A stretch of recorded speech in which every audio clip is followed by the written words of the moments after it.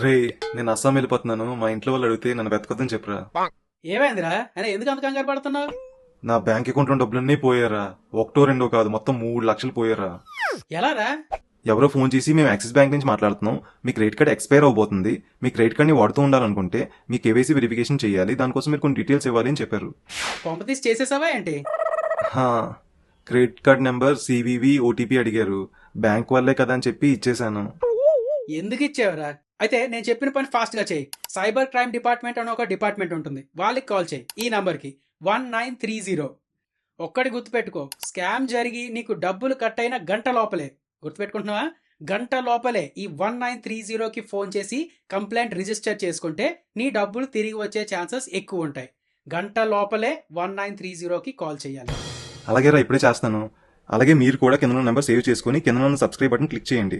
ఇలాంటి మరిన్ని finance videos మీ దగ్గరికి వస్తాయి.